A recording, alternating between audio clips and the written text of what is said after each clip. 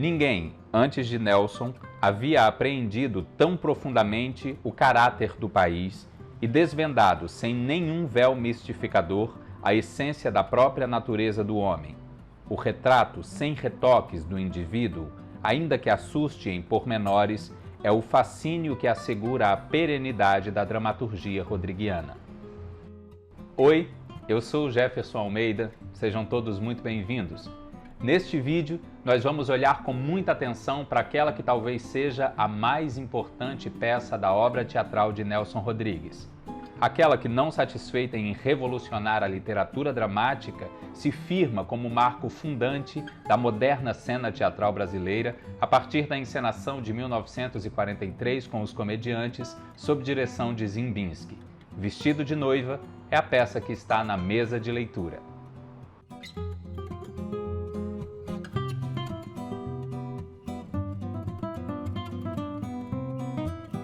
A obra teatral de Nelson Rodrigues é composta por 17 peças. Depois de um estudo aprofundado desse material, o crítico, ensaísta e teatrólogo Sábato Magaldi dividiu o conjunto das peças em 3 grupos temáticos. São eles: as peças psicológicas, grupo composto por 5 títulos, as peças míticas, 4 títulos, e o maior grupo, composto por 8 títulos, são as tragédias cariocas. Vestido de Noiva é uma das 5 peças psicológicas. Antes de entrar na peça, vamos falar um pouquinho sobre o seu autor, Nelson Rodrigues, jornalista e dramaturgo recifense, radicado no Rio de Janeiro, 5º filho de uma prole de 14, do também jornalista e ex-deputado federal Mário Rodrigues, fundador do jornal Amanhã, cuja redação viu nascer o Nelson cronista esportivo e de costumes, o Nelson conselheiro amoroso, escondido sob o pseudônimo de Susana Flagg, e, claro, o Nelson dramaturgo, autor de uma peça que rolou de mão em mão, sempre negada, até encontrar aquele que a traduziria numa forma cênica. Uma peça revestida de certo misticismo. Esta, aliás, é uma característica não só da obra teatral do Nelson, mas do próprio anjo pornográfico, apelido que virou título da sua biografia, escrita pelo jornalista Rui Castro. Para falar de Vestido de Noiva, é preciso considerarmos pelo menos 2 pontos que esta peça veio transformar sobremaneira no teatro brasileiro. O primeiro, e não poderia ser diferente, é o próprio texto da peça, e a gente vai entender daqui a pouquinho quais são as razões. O segundo deles é o conceito, a ideia de encenação. Um conceito até então desconhecido por aqui. Em geral, esses 2 conceitos se misturam, andam juntos. Claro, eu estou considerando aqui o teatro, a prática teatral, que se apoia em um texto dramático. Mas aqui é preciso que consideremos mesmo esses 2 conceitos que tanto se misturam separadamente. Antes de entrar nesses 2 pontos, uma sinopse. Alaide, uma moça de certo vulto social, é atropelada em uma das ruas da Zona Sul carioca. O responsável pelo atropelamento foge. Levada ao hospital enquanto jornalistas disparam manchetes sobre o ocorrido, Alaide luta pela vida enquanto confunde memórias e alucinações, que nos ajudam a entender a trama de amor que se desenvolve em torno dela, Alaide, sua irmã, Lúcia, e Pedro, seu noivo, e que tragicamente a conduzirá à morte. Como bem nos aponta Décio de Almeida Prado em crítica publicada em 1944, abre aspas, a peça se desenvolve de forma propositadamente complexa, com interrupções bruscas, digressões, voltas, distorções, lacunas, falsos caminhos, retificações, obrigando o espectador e o leitor a um jogo de atenção para desvendar não o que vai acontecer, mas o que já aconteceu. Sim, o atropelamento de Alaide, que abre a peça, é na verdade um dos últimos pontos da ação dramática. E esse jogo com as temporalidades é um dos maiores trunfos da peça, que talvez, à época, soasse como devaneio de escritor. Há tempo, as peças consideradas sérias, até então, obedeciam à cartilha do drama burguês, que dizia, a grosso modo, que as peças eram compostas por uma sucessão de presentes que faziam a ação dramática caminhar sempre em direção ao futuro. Ou obedeciam à velha, mas não empoeirada, poética aristotélica, que nos ensina sobre a unidade de tempo que regia a tragédia grega. Mas vamos à peça.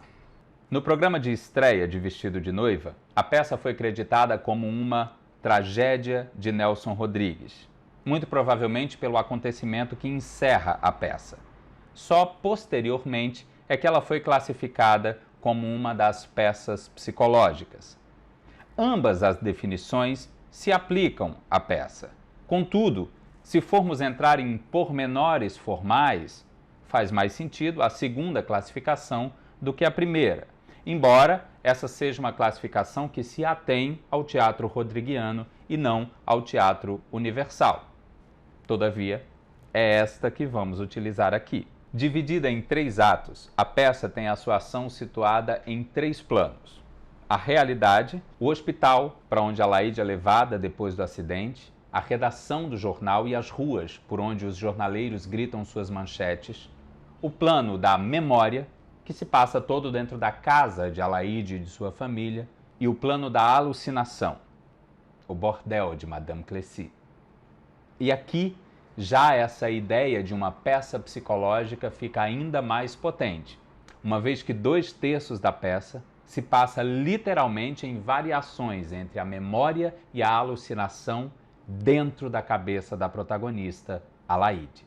Essa configuração em planos paralelos e simultâneos, que junto com o jogo temporal fecha a ideia do grande trunfo da proposta rodriguiana e que também é a grande criadora de problemas, no melhor sentido da palavra, para a direção, é essa configuração a responsável também pelas pesadas críticas destinadas ao texto, que acusava o autor de ter se deixado influenciar demais e indevidamente pelo cinema, ao que se opõe Décio de Almeida Prado ao dizer, abre aspas, o palco é muito mais plástico e permite muito maior liberdade do que por aqui se supõe. Andou bem, portanto, o senhor Nelson Rodrigues, abandonando uma vez pelo menos a salinha de visitas das peças nacionais e obrigando o palco a desdobrar-se para seguir docilmente a sua imaginação. A peça então começa com buzina de automóvel, rumor de derrapagem, som de vidraças partidas, assistência, que é como se chamavam as ambulâncias, e silêncio. Está dado o atropelamento. Não sabemos de quem ainda. Nós aqui já sabemos que é de Alaíde. A voz em off não era um recurso muito em voga e não era um recurso muito prático, visto que precisava ser feito ao vivo no microfone. Em A Morta, peça de Oswald de Andrade, escrita na segunda metade dos anos 1930, o uso do microfone já era um recurso solicitado pelo autor. Uma insanidade de poeta. Em Vestido de Noiva, o uso do microfone faz com que as coisas aconteçam extemporaneamente. Quando, depois do acidente, ouvimos a voz de Alaíde nos alto-falantes, temos uma primeira sensação de suspensão do presente, posto que é uma voz sem corpo, sem lugar, sem tempo. Vamos ver como a coisa se dá. No microfone, ou seja, fora da realidade, da temporalidade, da espacialidade, Alaíde começa a chamar Madame Clécy. Ação no plano da alucinação, onde vemos o bordel de Madame Clécy incompleto. Como assim? A rubrica diz, abre aspas, 3 mesas, 3 mulheres escandalosamente pintadas, com vestidos berrantes e compridos, decotes. 2 delas dançam ao som de uma vitrola invisível. Fecha aspas. Outra rubrica, abre aspas, a 3ª mulher deixa de dançar e vai mudar o disco da vitrola. Faz toda a mímica de quem escolhe um disco que ninguém vê, coloca-o na vitrola também invisível. Fecha aspas. Cria-se um ambiente de irrealidade, com a incompletude dos elementos da cena, recurso que vai engrossando no decorrer da peça e da constante dança antinatural das personagens. Nesse ambiente, Alaíde reclama a presença de Madame Clécy, até que recebe a notícia. Madame Clécy morreu e foi enterrada de branco. No plano da realidade, os repórteres dos jornais Diário e A Noite reportam às suas redações um acidente com vítima em frente ao relógio da glória. Morreu? Pergunta o redator, ao que o repórter responde: ainda não, mas vai. Aqui temos dois pontos interessantes. O primeiro deles é o Rio de Janeiro como cenário e testemunha da ação. Nelson, na sua dramaturgia, está sempre questionando algumas aparências, as narrativas que se constroem nos âmbitos público e privado. Dessa maneira, as suas peças constroem um vai e vem entre a rua e o mais recôndito interior das famílias retratadas. E essa rua testemunha é sempre uma rua do Rio de Janeiro. O segundo ponto é que o acidente acontece em frente ao relógio da glória. O tempo presentificado no seu fiel escudeiro, o relógio. Sigamos. A ação volta para o plano da alucinação. Alaíde não tem certeza de quem ela é, se é casada ou não, se frequenta aquele lugar ou não. A notícia da morte de Madame Clécy provoca ainda mais digressões na personagem de fraca consistência de memória. As mulheres apontam a aliança de Alaíde. Ela é casada, então. Alaíde vê um homem e reconhece nele o rosto do seu marido. Aliás, em todos os homens, Alaíde reconhece o rosto do seu marido. Aliás, é neste momento que a gente descobre que existe uma mulher nas memórias de Alaíde, de quem ela não se lembra. E ela não se lembra justamente do rosto. Corroborando com a densidade do plano da alucinação, o texto lança mão de uma descontinuidade dentro do próprio plano. Aspas. 2 mesas e 3 mulheres desaparecem. 2 mulheres levam cadeiras. As 2 mesas são puxadas para cima. Surge na escada uma mulher. É Madame Clécy, que surge não só viva, como belíssima no seu espartilho, figurando no completo oposto de como haviam-na descrito imediatamente antes. A rubrica diz, aspas, espartilhada, chapéu de pluma, uma elegância antiquada de 1905. Bela figura. Fecha aspas. Surge aqui o elemento que vai unir a alucinação e a memória. O diário de Madame Clécy, que Alaíde diz ter lido. O diário evoca a primeira vez em que Alaíde teria ouvido o nome de Madame Clécy. E esse momento evoca, por sua vez, a ação no plano da memória, onde estão os pais de Alaíde, que nos revelam 2 informações. 1. Madame Clécy teria vivido e sido assassinada na casa em que hoje moram Alaíde e sua família. 2. Lúcia. De volta ao plano da alucinação, Alaíde diz, mamãe falou Lúcia, mas quem é Lúcia?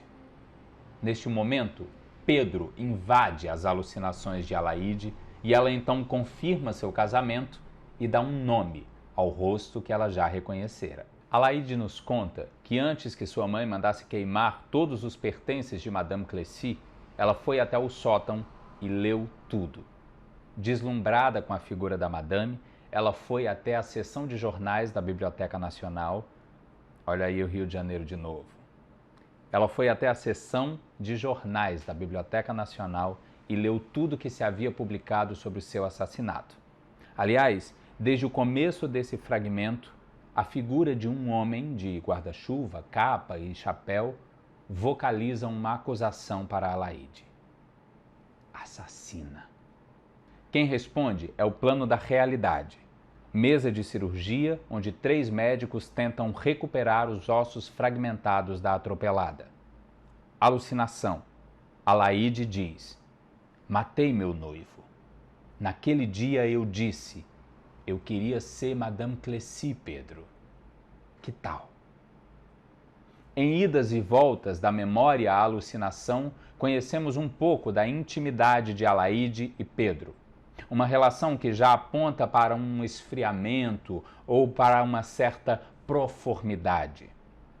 Alaíde diz que deixou de gostar de Pedro no dia mesmo do casamento.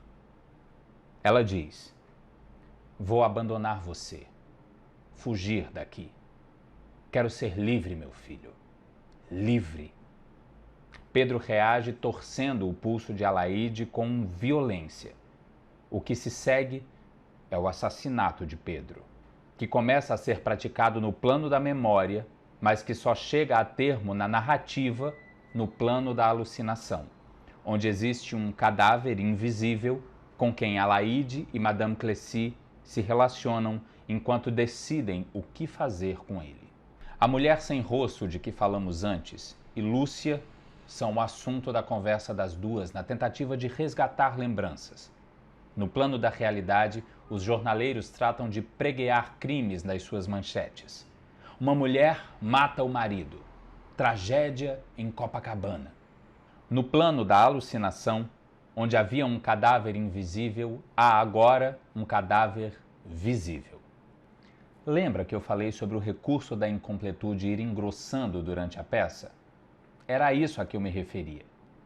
À medida que as lembranças de Alaíde vão tomando lugar, as coisas vão se concretizando, tomando forma e, às vezes, se corrigindo. O assassinato de Pedro, por exemplo, é uma pista falsa que a memória de Alaíde lança e eu já estou me adiantando muito.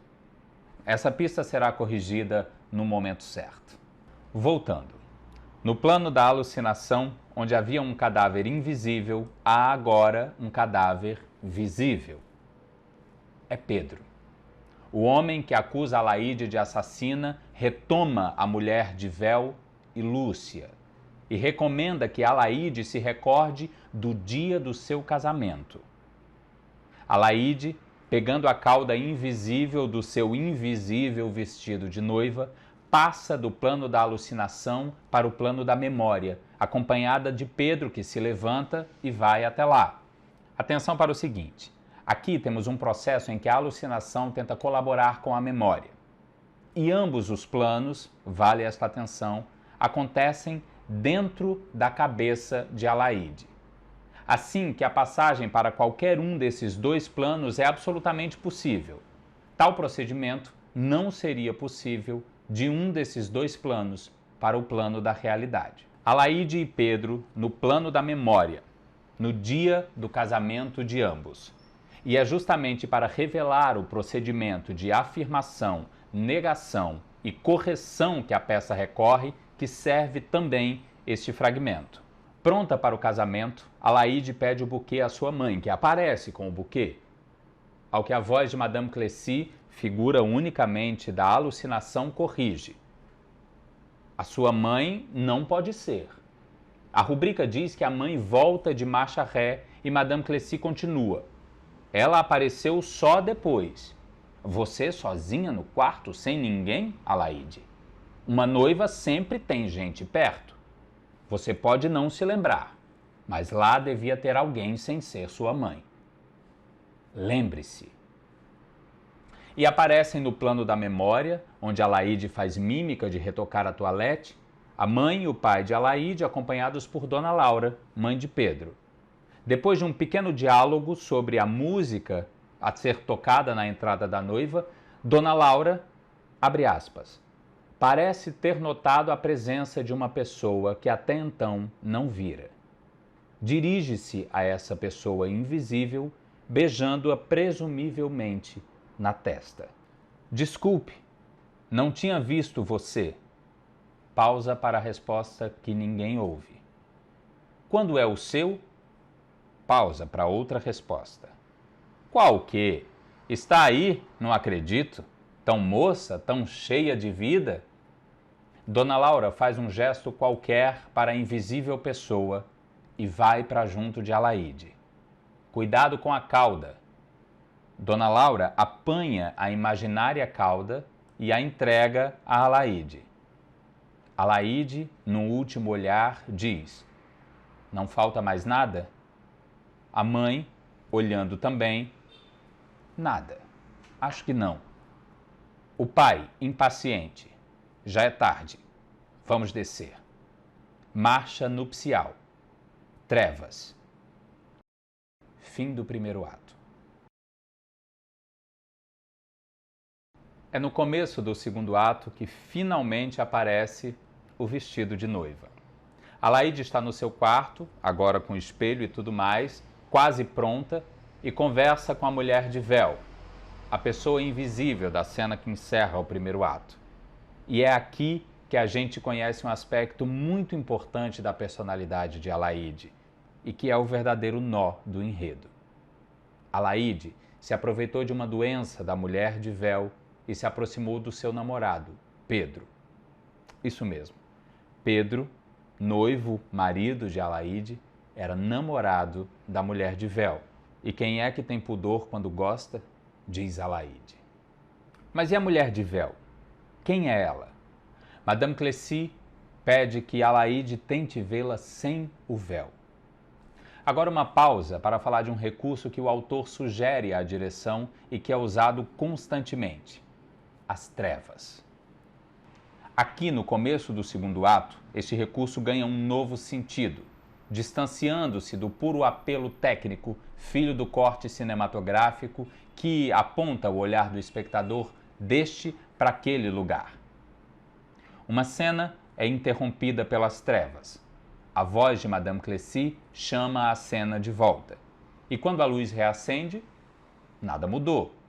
Tudo está exatamente como estava anteriormente. O que nos leva a supor que os blackouts são a concretização dos apagões que acometem a Alaíde, que está na mesa de cirurgia com a morte anunciada pelos jornalistas desde a segunda cena. No plano da realidade, os médicos sugerem a amputação de um dos membros da atropelada. E é quando Nelson sugere uma das operações mais complexas da peça: a sobreposição dos planos da memória e da alucinação e a convivência de vários tempos.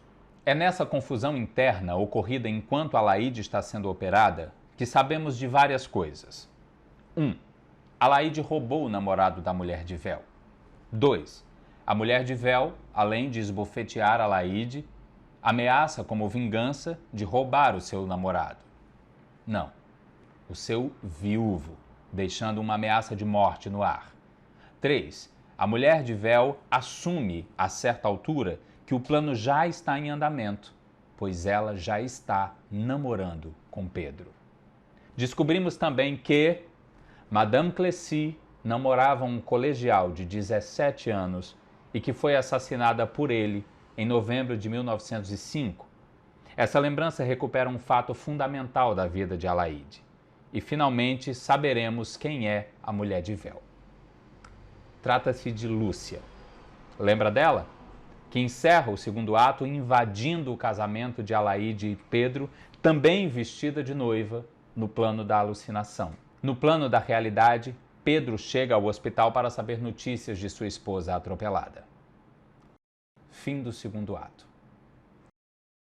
O terceiro e último ato é ligeiramente menor que os outros dois e tem o desenvolvimento da sua ação um pouco mais concentrado.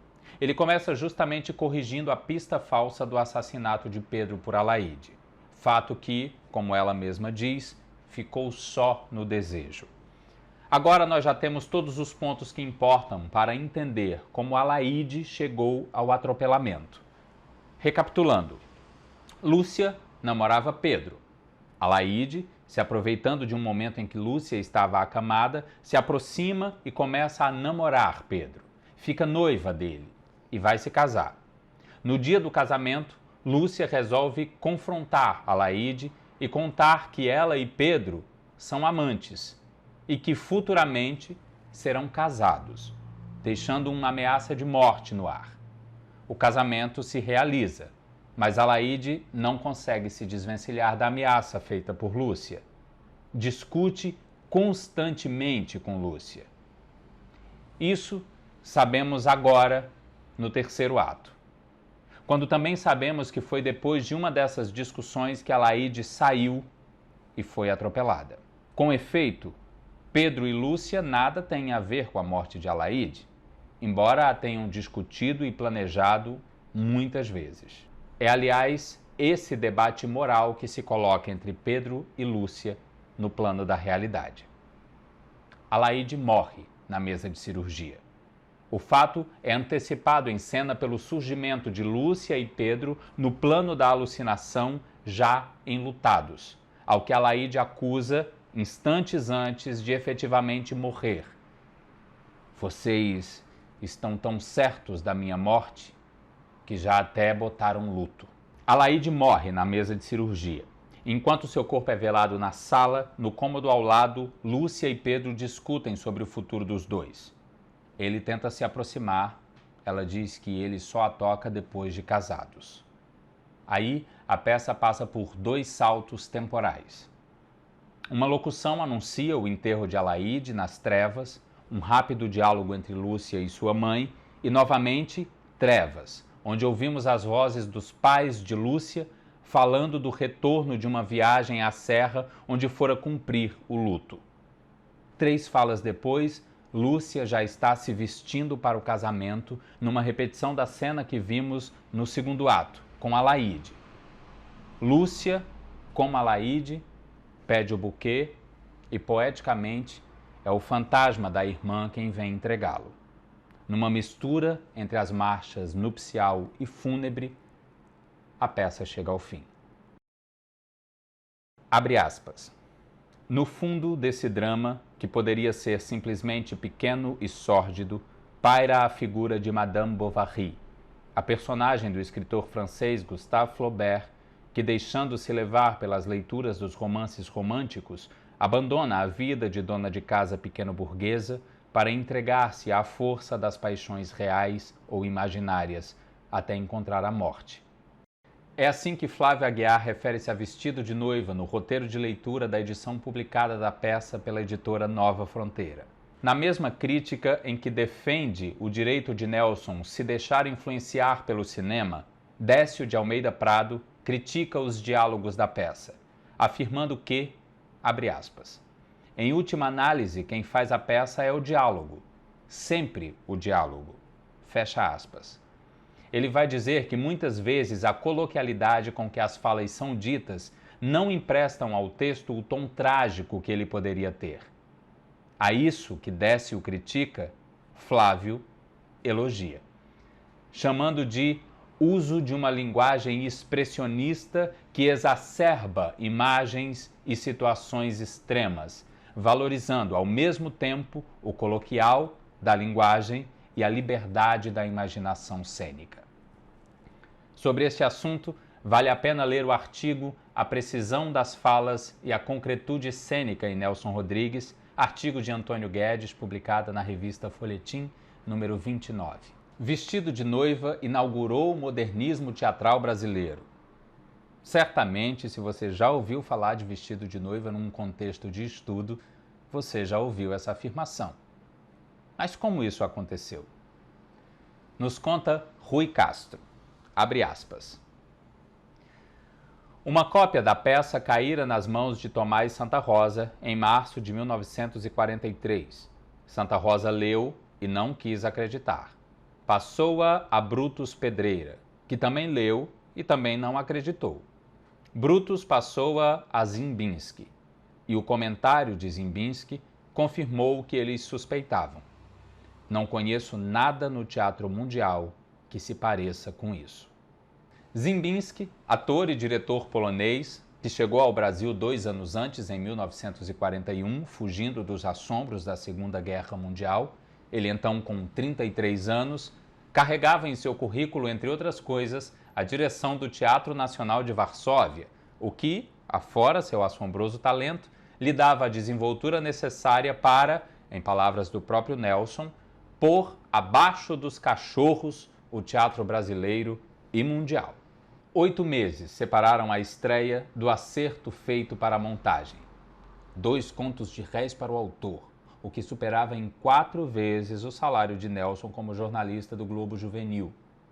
Nesse período de 8 meses, os comediantes deveriam preparar, sob a batuta de 2 diretores, Ziembinski e Adacto Filho, um total de 5 peças para a composição de um repertório, sendo Vestido de Noiva o seu maior investimento. A maneira criteriosa como Ziembinski se debruçava sobre cada fala, para dela extrair o máximo, não só em termos cênicos, mas psicológicos, já pode sem dúvida entrar no rol das revoluções.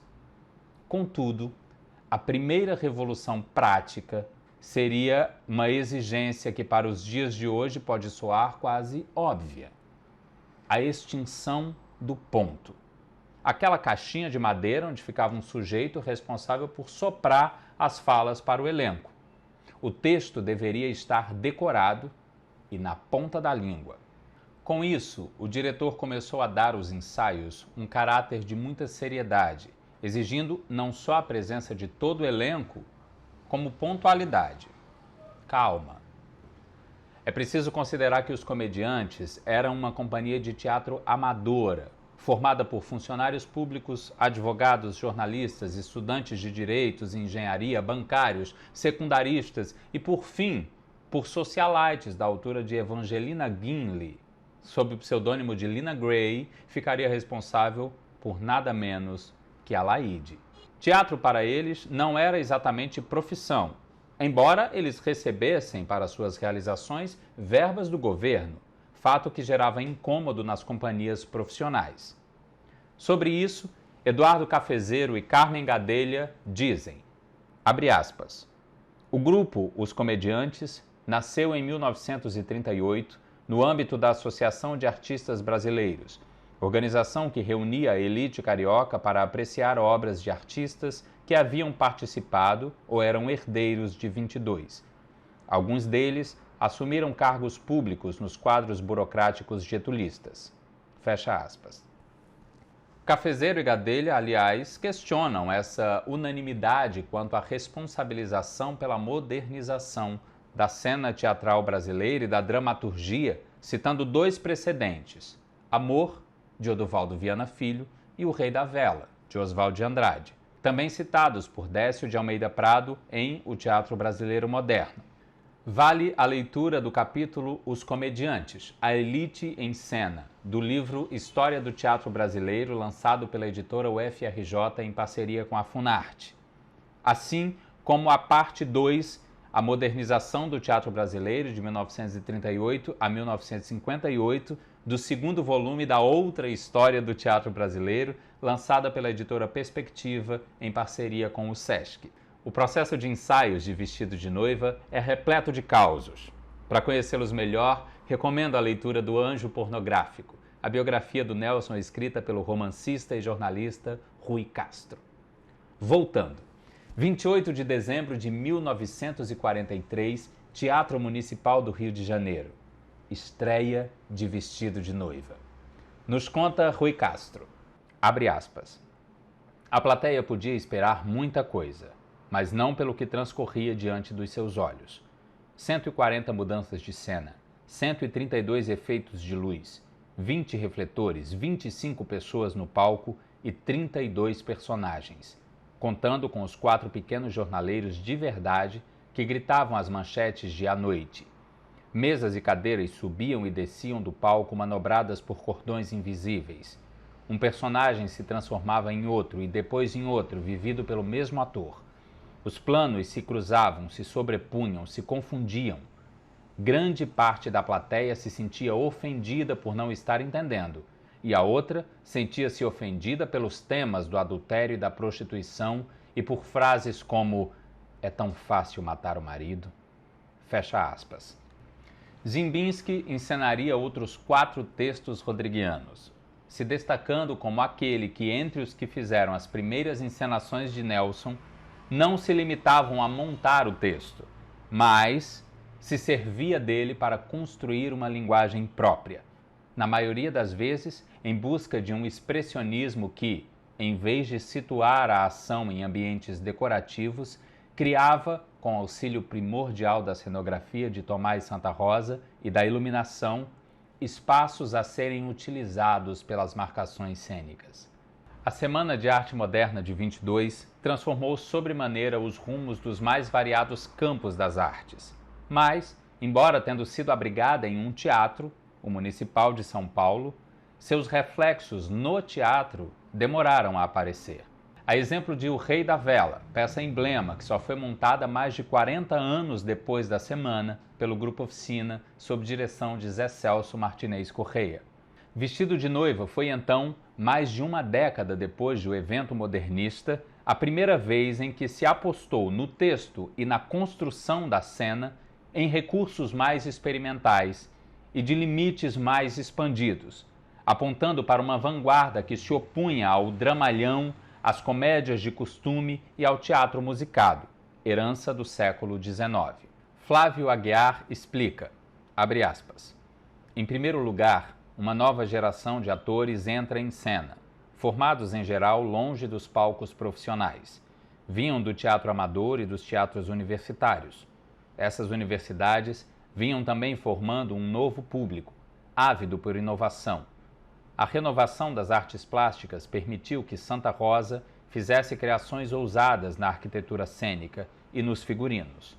A peça desestrutura e reestrutura o cenário tradicional, conduzindo os espectadores por uma verdadeira viagem ao interior da mente e da memória humanas. Fecha aspas. E assim, Vestido de Noiva deixou de ser a segunda peça de um autor desconhecido e se tornou um marco no Teatro Nacional. E você, já viu alguma montagem de Vestido de Noiva? Já leu a peça, viu o filme? Qual é a sua opinião? Conta pra gente, curte e compartilha esse vídeo. Até a próxima mesa de leitura.